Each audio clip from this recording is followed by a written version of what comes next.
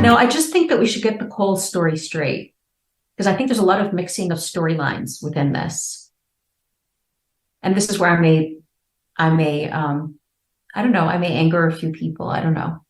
But again, I think that's why I was invited. So, so if we get the coal story straight, firstly, there are heavy entrenched interests, and these are positioned against the renewable energy lobbyists. And we have arguments like it's really coal versus renewable energy. And that's partly because the interests are so powerful, and therefore the backlash against that is quite strong. So this has led to a very slow energy transition in South Africa, especially in relation to soft pedaling around the bringing on of new sources of power. Now, the thing I want to say is, in my view, and maybe it'll just generate a bit of debate, the introduction of renewable energy is not driving coal out of business.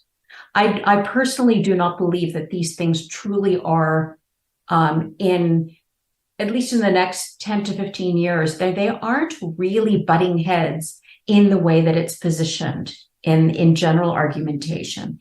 And I think it's a problem because in the way these things are being positioned, because they're seen as contested, they're promoted as contested, they fire people up, and it slows the transition down with very much heavier socioeconomic costs than are related to anything related to the coal industry itself.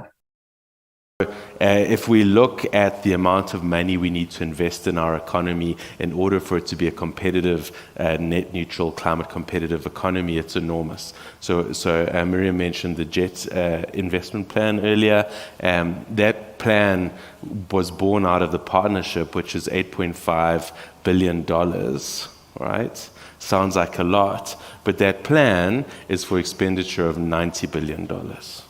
Just in electricity, electric vehicles, and hydrogen, right? And so if we take the E out of just energy transition, someone said earlier we should take the E out of ESG. If we take the E out of, and we just think of the just transition, there's a huge amount of other sectors that will need similar types of investment.